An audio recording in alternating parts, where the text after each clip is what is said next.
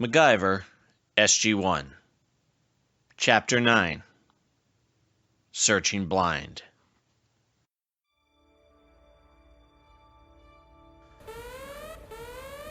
The alarms rang out and lights flashed throughout the sub-level of Cheyenne Mountain as General Jack O'Neill descended the spiral steps into the control room. As he looked out the giant window in front of him, he watched the giant gray ring spin as it locked on each chevron.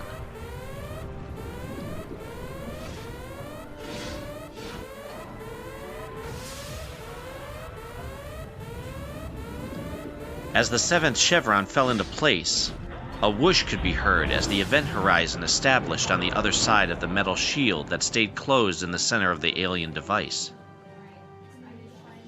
It was the only thing keeping uninvited guests, i.e. enemies, from coming through whenever they wanted.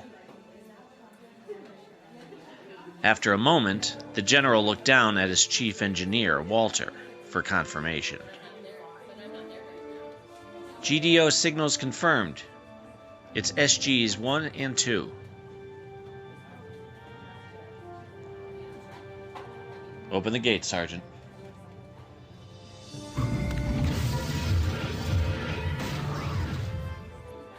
No sooner had he given the order that he turned and headed down to the gate room and through the giant steel doors to greet the teams as they entered through the giant rippling blue puddle. 7 SG members came walking down the ramp as Jack met them at the bottom. Colonel Samantha Carter, Teal'c, and Daniel Jackson from SG-1 led the way, with Colonel Cam Mitchell and his 3-man team forming SG-2 right behind them. There was a time when Mitchell led SG-1 shortly after Jack's promotion to oversee Homeland Security at the Pentagon. Once Carter came back from Atlantis, the top brass of the Air Force decided 2 colonels on one team was a little redundant and moved Cam over to lead SG-2. Jack had to agree. Anything? He asked despite already knowing the answer. Carter took the lead. No, sir. Just like the other 2 sites, it looks like the Lucian Alliance abandoned the location after some sort of skirmish. No signs of Mac. Yet. Jack dropped his head in disappointment. It had been 2 weeks since his brother jumped in the cargo hold of the Lucian ship seconds before it took off into the far reaches of space. MacGyver had always had the reputation for making things up as he went along. Jack feared he was out of his element. When he wasn't on the phone with the Pentagon or the President, he was keeping Cindy and the kids up to date. They never knew him as the adventurer who could leave for parts unknown at a moment's notice and be gone for weeks or months.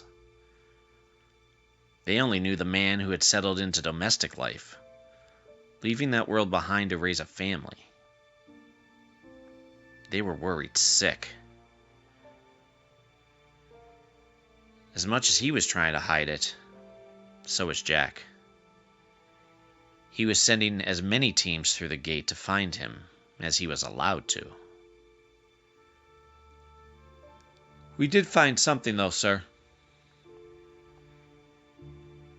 Mitchell's words brought Jack back to the present.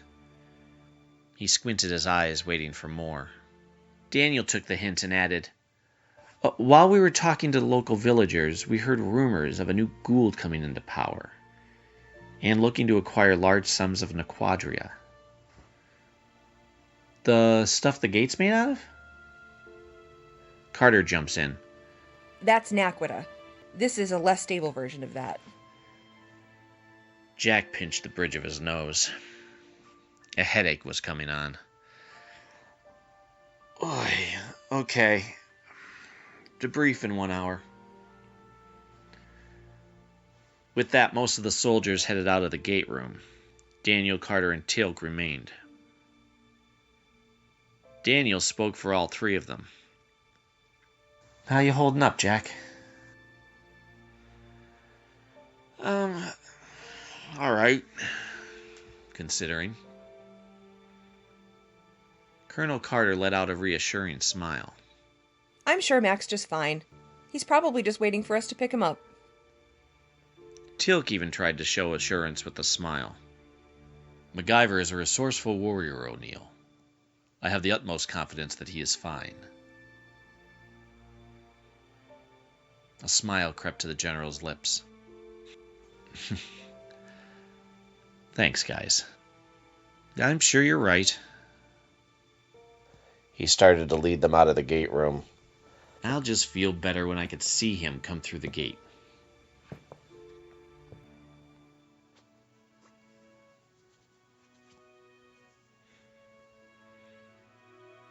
An hour later, Jack joined a full room of SGs-1 and 2, and sat at his place at the end of a long wooden conference table, freshly polished.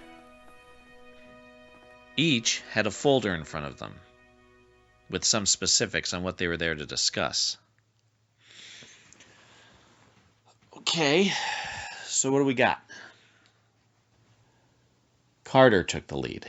While searching for the Lucian base of operations, we made contact with the locals. One of them, Genghis, told us of a group of Jaffa who came through the gate a week before to look in the Nakwita mines. Jack's eyes squinted. Aren't those mines all dried up? Sam shook her head. Yes, sir, but we believe this could be a new Gould looking to gain power. With enough Naquadria, they could create bombs and wipe out their enemies before they even knew they were at war. Teal'c interjected. Many Jaffa have looked into joining an army once more. There are those who disagree with the direction of the Free Jaffa Nation. I accept responsibility for my part in failing my people. From the time he joined SG-1, Teal'c had fought to bring down all the false gods his people followed and died for. He had made many sacrifices to achieve this. He gave up his family, been branded a traitor by those he fought for as well as fighting against, many of them in deadly combat. Many times his loyalty was tested through torture and brainwashing. Finally, with the help of his teammates and allies across the galaxy, the Gould in power were defeated. He became a leader in the Free Jaffa Nation. Now, all of that was threatened.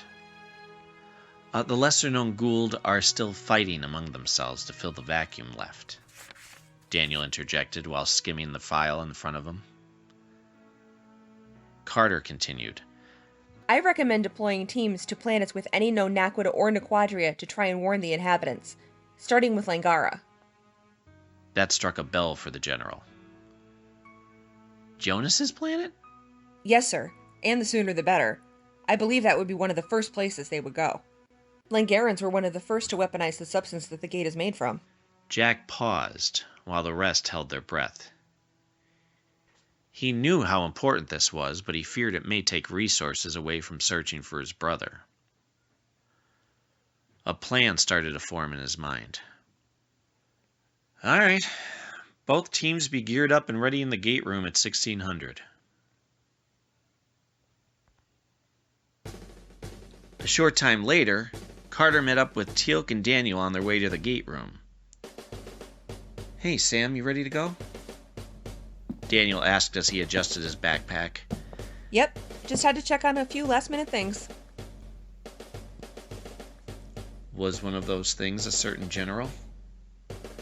Daniel enjoyed the opportunity to tease his teammates. Teal'c said nothing, but stoically glanced to see her reaction.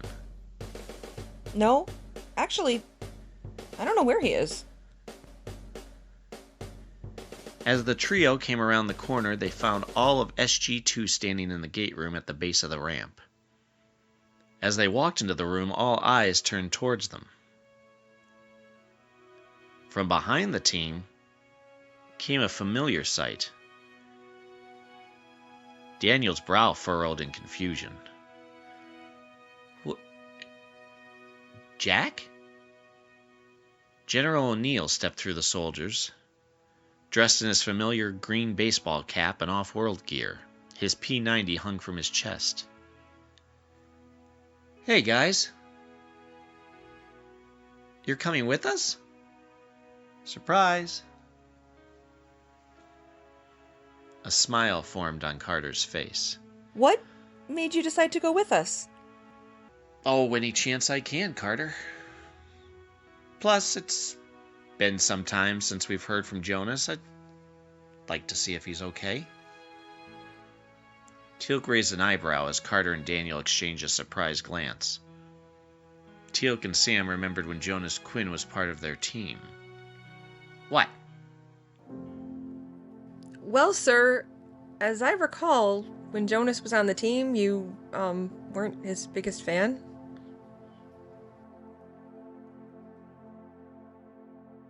What?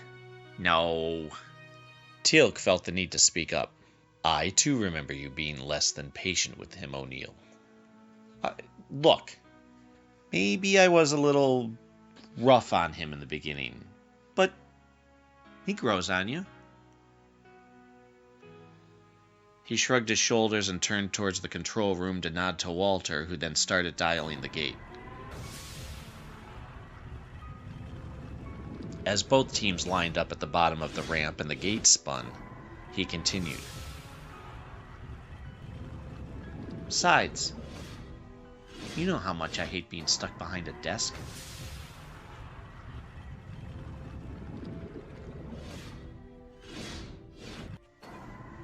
As the final chevron locked into place, the wormhole connected, and the familiar blue puddle roared forward and then pulled back into the standing water that formed the event horizon. He still loved this part. Alright, let's move out. As they passed through the gate, the first thing that greeted them was the mount that had been sent ahead earlier to verify a non-hostile arrival. What they found was a giant empty power plant with no personnel. This wasn't what they expected. Alright, fan out. Mitchell, you and your men set up a perimeter around the building. SG-1 and I will look for someone. Yes, sir, came Cam Mitchell's response, and turned to instruct his team as Jack led Daniel, Carter, and Teal'c further into the giant building. So, Daniel, who is the reigning Gould of this planet? Walking behind O'Neill, but keeping his weapon at the ready, the archaeologist whispered, Thanos, though it seems he abandoned the solar system years ago. Jack looked back at his teammates. Thanos? The guy who fought the Avengers? Daniel was surprised. Same name, different guy. I didn't know you were an Avengers fan, Jack. The general continued scanning the darker corners of the corridor they were heading down. Actually, I'm more of a Batman guy, but Samantha Carter smiled privately while she kept her eyes open. She and Jack had made it a priority to see all the superhero movies together for the last 10 years. As much as she wanted to pick apart any scene that spoke of space or time physics, she enjoyed how Jack could let go and act like a kid when watching the heroes triumph over evil. In those moments, he didn't have to lead or worry about world safety. He could just let go. It wasn't a side he allowed a lot of others to see. I prefer the adventures of Thor, personally, came the low tones from their Jaffa friend from behind them. Jack smirked as Daniel added, if only they knew how he really sounded. Just then a shadow passed up ahead. All four raised their weapons. All right. Come out. Slowly, O'Neill ordered at the unseen figure. SG-1? Friends of Jonas Quinn? After exchanging a confused glance between each other, Jack called back, Yeah? Who's asking? Hands raised, a shaggy-haired man dressed in some sort of gray military garb stepped into the light. Some type of rifle was slung over his back. My name is Kellen. I am part of the Resistance. I'm the one who spoke to someone through your machine that came through a few hours ago. Come, I will take you to him. As weary as Jack was to follow anyone into the unknown, he did get confirmation from Sergeant Harriman that the successful contact was made earlier in the day. This seemed to add up. He'd keep his finger near the trigger of his P90 just to be on the safe side, though. The four were led out of the large building and into what looked like a war-torn city. Through the bright sunlight, they could make out many demolished buildings and rubble. As they glanced around, they also didn't see any other people around either. As they stepped around and over debris, Jack glanced back at his second-in-command as if to say, "We may have trouble up ahead of us." They followed Kellen about 5 minutes before arriving at one of the more solid buildings in the area. A giant sealed door towered over them. Jack assumed it was meant for large military or industrial vehicles at some point. As their tour guide knocked a specific pattern on the door, SG-1 looked around on his behalf to make sure no one else was around. After a moment, the heavy door slid open enough for the five to walk in. As they entered, they were greeted by roughly 20 men and women in well-worn uniforms complete with insignia patches and bandoliers across their chest. At the sight of their fellow soldier, anyone who had their weapon raised quickly lowered it. Hi, folks. How's it going? Any of you guys know Jonas Quinn? Daniel was quick to add, "We're friends of his." Yes, you are. A familiar voice came from behind some of the men. As the soldiers made way for him to step forward, Jonas Quinn stepped forward with his familiar smile and arms out in a welcoming gesture. Hi, guys.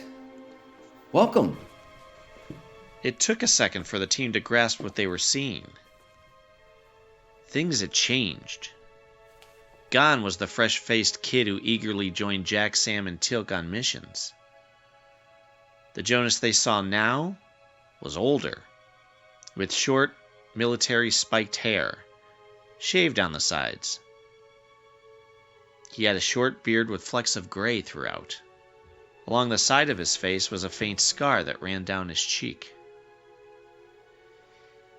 He ran up and embraced Sam as well as Daniel before grasping the tall Jaffa's arm in a warrior's embrace. Teal'c smiled and nodded, in what his friends would recognize as his way of being sincerely glad to see someone. Quinn then nervously turned his attention to General O'Neill. Extending his hand, he asked, How are you, Colonel? Jack looked down at the hand in front of him. Well, it's General now. He let the moment of tension hang in the air. Oh, right. Sorry, I forgot. With a smile, Jack took his hand and squeezed his shoulder with his other. No biggie. You've been a little busy. All the tension left him as he smiled in relief. Daniel was quick to pick up on the topic at hand. Yeah, Jonas, what happened here? Well, you probably recall when the planet was taken over by the Ori. Daniel and Carter nodded. Stargate Command had been at the center of the storm with the Ori, a radical and very powerful alien cult that bullied a good portion of the known universe into submission. Anyone who didn't succumb to their demands were considered heretics and destroyed. Well, when we saw what we were up against, our leaders just gave up. Carter was shocked. The whole planet? As Jonas nodded, Jack shook his head in disgust. I was part of a group of rebel soldiers who fought against the Ori. Fortunately, the Ori had the upper hand and nearly destroyed the planet in the war. Once they were gone, the ones who were loyal to them tried to commit genocide with Nequadria bombs. Both sides wiped out the other. We're part of what's left. A moment of stunned silence passed for the team before Jack spoke. I'm sorry. I wish we had known. We could have helped. He thought to himself, for a race of quick learners, they sure were morons.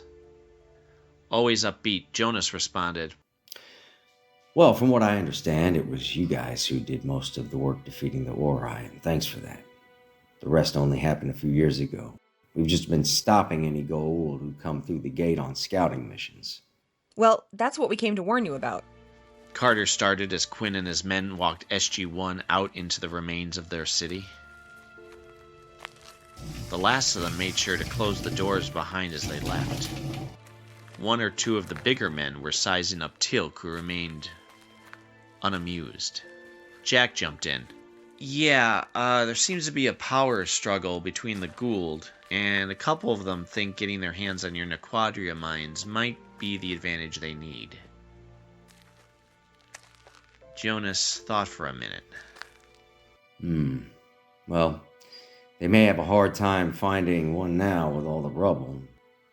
It is cause for concern, though. I'll have my people see if they can recall where they may be. As he signaled a few, they nodded and peeled off to start the search. Jack scratched an itch on his nose as he watched the men leave. He was noticing the change in the Jonas he knew from his team a few years ago. Now he was a leader in his own right, and it gave Jack a feeling of pride. So, Jonas, any trouble with the Lucian Alliance lately? Right away, the rebel leader responded with a shake of his head. No, not since your people agreed to protect us from them. We haven't heard from them.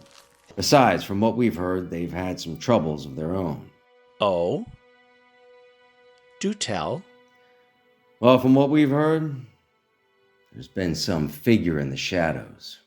One lone man who's been sabotaging most of their efforts. The SG members exchanged glances but kept quiet in order to hear more. The legend is that at one time they had him captured, but he escaped, even though he had no code or key. He took down the whole ship by himself, too. Sam and Jack exchanged a smirk. You don't think. I do. Jonas looked to the other two for a clue as to who they were referring to. What? You know who it is? We think so. He strained trying to figure it out, but then had to ask. Who? Mac. Jack's answer shocked Quinn. MacGyver? What? He can't be. Walking a step behind them, Teal'c chimed in. I too believe it to be MacGyver. Jack noticed a proud smirk on the Jaffa's face. He always seemed impressed at his brother's talents and antics. He must enjoy the thought of Mac wreaking havoc across the universe. Underneath all that worry, so did Jack. How did that happen? Both Sam and Jack replied in unison. Long story. Jack looked ahead.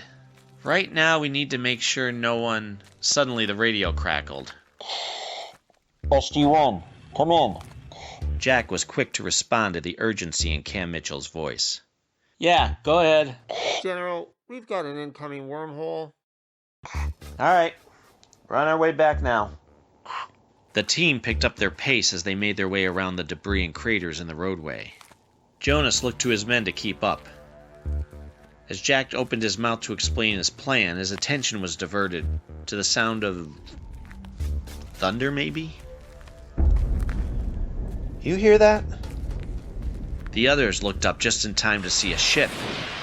Then 2, 3, cutting through the clouds about 2 miles away. Not just any ships. These were too familiar to all. These were Goa'uld Alcast ships.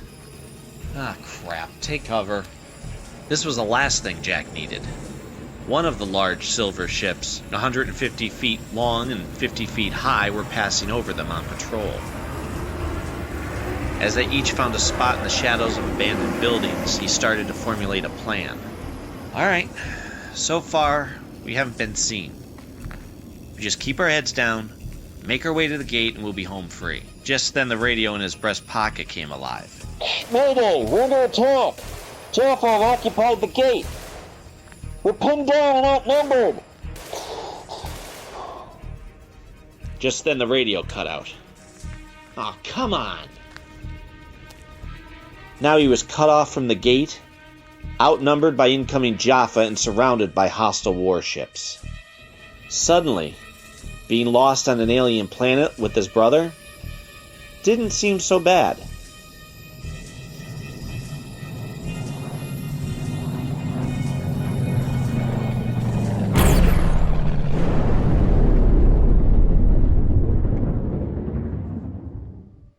The MacGyver SG-1 audio series is written, performed, and produced by Mac Jackson. Additional voices are Cindy Jackson as Samantha Carter and Corin Nemec as Jonas Quinn.